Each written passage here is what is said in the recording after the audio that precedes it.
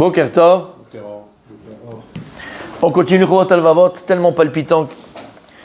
Ça renforce tellement, on a tous besoin, Bémet, de se renforcer dans l'Emouna, dans la foi, dans la confiance en Dieu. Perek Gimel, 3e chapitre. Le Chorot Alvavot va nous donner 5 principes importants pour que la confiance en Dieu que l'homme a, elle soit parfaite. Il y a 5 principes qui sont très importants pour que ta confiance en Dieu elle soit parfaite. Et il dit comme ça: Chamesh Agdamot hen sheim adam evin otam al borian u ma'amin ba'en be'emet az bitrono be'elohim ushalem. Et il dit donc le Rav, il y a 5 principes que si l'homme il le comprend véritablement, profondément, et qu'il y croit, Béhémet. Alors c'est marrant parce que très souvent on dit il faut y croire vraiment. Il faut y croire, il ne faut pas y croire. Pourquoi il faut y croire vraiment? Parce qu'il y a des niveaux de croyance. Il y a des gens qui croient à moitié, il y a des gens qui croient un peu, il y a des gens qui ne croient pas du tout. Et il y a des gens qui croient vraiment. Croire vraiment, c'est croire à 100%. Ne plus avoir aucun doute. C'est savoir.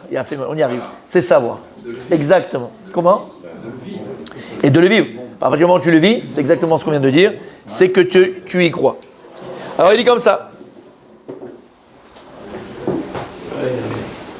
Agdama Rishonaï, le premier principe qu'il faut comprendre, auquel il faut croire d'une foi parfaite, chez Amin Adam Veye Barurlo, que l'homme et la foi, et que soit clair comme l'eau de שנמצאים אצל האלוהים שבעת התנאים אשר אם הם נמצאים אצל זה שבוטחים בו אפשר לבטוח בו. Le premier principe, c'est que, vous vous rappelez, on a dit les 2 derniers cours, les 7 conditions, les 7 raisons qui feront que tu as confiance en l'autre. Et on a dit, en fait, ces 7 conditions qu'on a vues hier et avant-hier n'existent que dans Dieu. Et donc, il faut être ma'amin, il faut avoir cette émouna, cette foi, que ces 7 raisons-là n'existent que Etzel HaKadosh Baruch Hu. Et que Dieu, il a ces 7 raisons-là pour lesquelles je place ma confiance en lui. Comme on a vu, que Dieu, il nous aime infiniment. Et cet amour de Dieu, elle est bienveillante. Qu'Akadosh Baruch Hu, il t'aime tellement qu'il va même anticiper ce dont tu as besoin. Akadosh Baruch Hu, c'est le seul qui a la possibilité entière de te donner ce que tu as besoin. Et personne d'autre. Entre autres, ça fait partie des 7 qu'on a vues. Qu'est-ce qu'on a vu encore? Une autre. Oh, si vous suivez un petit peu. Il sait ce qui est bon pour toi. Ah là là, qu'est-ce que lui, il nous joue des tours, lui. Je vous dis, faites attention à lui. La force, mais comme il vient de dire, c'est le seul qui sait Béhémet ce qui est bon pour toi. Mais ça, c'est tellement important. Ça, on l'a pas assez développé, Béhémet. C'est tellement important de comprendre. Nous, on est à l'attente de certaines choses. On désire certaines choses. Parfois, on veut certaines choses. C'est pas désirer et vouloir, c'est pas pareil, mais en fait, finalement, c'est pas bon pour toi, c'est un cadeau empoisonné. Et nous, on voit pas le après. Nous, on voit le moment présent. On se dit maintenant, c'est sûr que c'est la meilleure chose qui peut m'arriver. Non, Akadosh Baruch Hu, il sait Béhémet ce qui est bon pour toi. Donc, à chaque fois que tu demandes à Akadosh Baruch Hu, n'oublie pas, Asher Ikrahu Béhémet. Dans toutes tes tfilotes que tu fais à Hachem, si Béhémet, si véritablement Hachem, c'est bon pour moi, donne-le-moi. Hachem, si c'est bon véritablement pour moi, donne-le-moi, sinon j'en veux pas. Donc, qui est capable de savoir ce qui est vraiment bon pour toi? Akadosh Baruch Hu. Donc, la première chose, le premier principe, c'est d'avoir cette foi inébranlable que ces 7 raisons-là n'existent que Etzel HaKadosh Baruch Hu, uniquement en Dieu. Il te dit donc, je t'ai déjà mentionné ces 7 raisons avant. Regardez les 2 derniers cours qu'on a fait. Et donc, il te dit, et en plus, je t'ai même amené des preuves des versets, comme toujours. Le Chorot Alvavot, il te dit quelque chose, et après, toujours, il t'amène, n'oubliez pas, une preuve de verset. Et donc, je t'ai amené une preuve de verset de tout ce que je t'ai dit, que toutes ces raisons-là et toutes ces conditions-là existent uniquement Etzel HaKadosh Baruch Hu. C'est écrit mes forages dans les versets. Ok. Alors, ça, c'était la Agdama. Ça, c'était l'introduction. Atnaï Arishon. Alors, la première chose, mes amis. Atnaï Arishon. Shaborei Barach merachem al adam yoter mikol merachem. Akadosh Baruch Hu, Dieu, c'est l'être, si on peut s'exprimer ainsi, qui aura toujours la plus grande miséricorde envers toi. Personne dans ce monde, la brioche, tu vois, personne dans ce monde ne peut avoir plus pitié de toi que Dieu. Personne. Même pas ton père, même pas ta mère. Même pas ton père, même pas ta mère. Atasser la mine baiser. Que lorsque tu te trouves dans des situations qui sont difficiles, dans des épreuves des fois qui sont compliquées, sache qu'à ce moment-là, Kadosh Baruch Hu merachem alecha. Sache que Dieu à ce moment-là, il a pitié de toi. Et qu'à la miséricorde de Dieu, elle est prête à venir t'accompagner. La miséricorde d'Akadosh Baruch Hu, elle est prête à venir te sortir de ta détresse, de ta souffrance. C'est le Tnaï Arishon, Chabibi. Velama, c'est important. Pourquoi le Rav nous dit que c'est important? C'est la première condition. Parce que la première chose que la personne fait, consciemment ou inconsciemment, lorsqu'elle est dans la détresse, dans la souffrance, dans l'épreuve, c'est qu'elle baisse les bras, elle désespère. Et pourquoi elle baisse les bras, elle désespère? Parce qu'elle-même est dans la détresse et dans la souffrance, et elle pense que personne ne pourra venir l'aider et le sortir de cette détresse. Personne. La première chose que tu dois savoir, chez Neda qu'on ne connaisse que des bonheurs, que des bonnes choses. Alors même si tu as des difficultés dans ta vie, même si tu as des fois des problèmes dans ta vie, même si tu as des fois des épreuves dans ta vie, la première chose sur laquelle tu dois te retenir, la première chose sur laquelle tu dois t'attraper, ton premier support, c'est de savoir qu'Akadosh Baruch Hu, il est merachem alecha. Qu'Akadosh Baruch Hu, il a pitié de toi, et qu'Akadosh Baruch Hu, il est miséricordieux, et qu'à ce moment-là, là où tu te trouves, Akadosh Baruch Hu, il te regarde, et il va te tenir, et il te tend la main pour te sortir de là où tu es. C'est comme un type qui est en train de se noyer. Dis-moi les amis, que je devais mettre ce matin. La brioute. C'est comme quelqu'un qui est en train de se noyer, chas shalom, et il ne sait pas nager. Et donc il pense qu'il va mourir, il pense que c'est son dernier jour. Qu'est-ce que tu veux que je fasse? Qu'est-ce que tu veux qu'il m'arrive? Comment tu veux que je sois Comment tu veux que je sois sauvé? Mais à partir du moment où il rentre dans l'esprit de l'homme, de cet homme-là, que de toute façon il va mourir, il va mourir. Ça, c'est comme dans la médecine. Ah, c'était un piège. C'est pas beau, les amis, de faire ça. C'est pas beau de faire ça. C'est pas beau de faire ça, c'est un piège.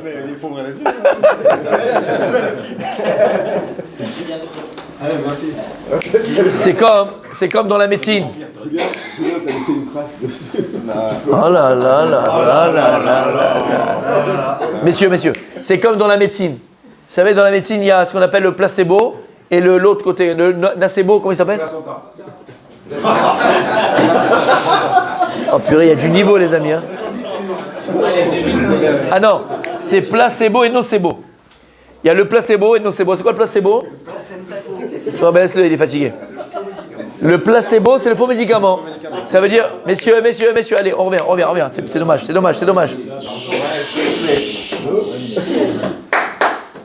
C'est bon?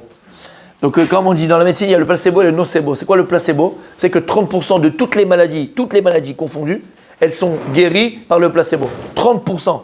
Tu vas me dire, c'est 5. Toutes les maladies.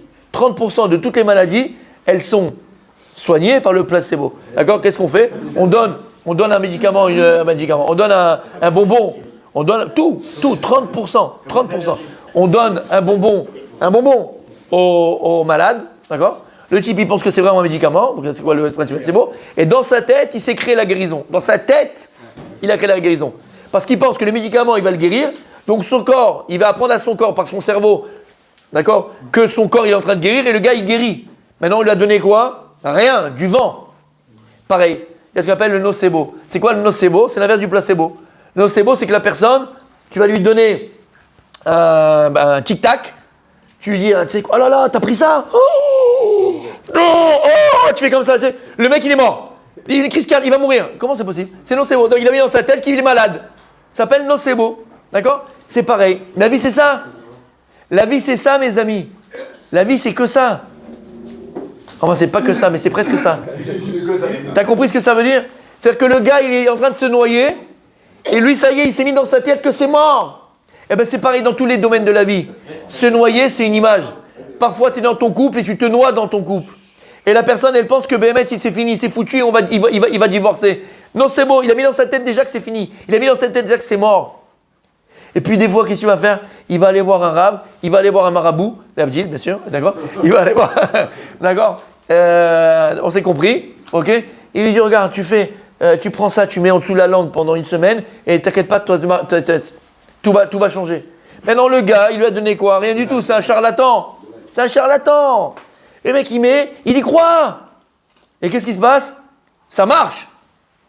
Il devient plus sympathique, son couple, ça marche. Comment c'est possible? Placebo de la vie, Habibi. En vérité, la Torah, elle vient, elle te dit, ça dépend où tu places. Où tu places ta confiance. Là où tu places ta foi. La Emouna, c'est elle qui donne la vie. La foi, c'est elle qui donne la vie. Tu donnes vie à ce en quoi tu crois. C'est très simple. Comment? Pas toujours. La preuve, c'est qu'il a guéri. La preuve, c'est qu'il est mort. Donc pas toujours. Et c'est ça. Et c'est ça le problème de l'existence. Le problème de l'existence, c'est que nous, on se condamne avant que la chose elle soit arrivée. On s'est condamné. Pourquoi? Parce qu'il te manque la première émouna, la première foi, la première confiance en Dieu. La première que tu dois avoir, c'est de savoir que lorsque même tu es en train de te noyer, tu n'es pas tout seul. Tu n'es pas tout seul. Et Akadosh Baruch Hu ne te laissera pas te noyer. Alors, 90% des cas, c'est pas pour dire 95 et pas nous foutre les boules à tous, 90-95, on s'est mis dans l'eau, on s'est mis dans cette situation. Combien il y en a qui se plaignent? Combien on peut se plaindre sur Dieu? Ouais, c'est quoi cette vie que tu m'as donnée? C'est quoi cette femme que tu m'as donnée? C'est quoi ce mari que tu m'as donné? C'est quoi ce travail? C'est quoi ce machin? C'est quoi... Habibi, t'es un idiot en fait. Tu t'es mis tout seul dans cette situation. Tu sais pourquoi? Tu fais que des mauvais choix. Akol mina shamayim. Akol letova. Abruti, va. Idiot. Ou Akol letova de quoi? Akol mina shamayim de quoi? Toi, t'es un mari, tu donnes de la tendresse à ta femme. T'es présent à la maison. Tu t'occupes de ce qu'il faut s'occuper. T'es là, t'es absent. Tu fais quoi? C'est normal que tu arrives à ça dans ton couple-fils. L'amour, ça s'alimente. L'amour, ça se construit. Tu sais, on ne peut pas acheter l'amour. On ne peut pas acheter l'amour. Il y a des choses qu'on ne peut pas acheter avec l'argent. Ouais, mais je l'ai gâté à fond. Je lui ai donné ce qu'elle avait besoin. Ou quand elle voulait, elle partait en vacances. Quand elle voulait, je lui achetais ce qu'elle avait. Ok. Tu t'as acheté une tranquillité, mais tu n'as pas acheté de l'amour. L'amour, ça se construit. L'amour, c'est le don de soi. L'amour, c'est l'attention. L'amour, c'est la tendresse. L'amour, c'est l'amour. Mais oui, mon tzaddik.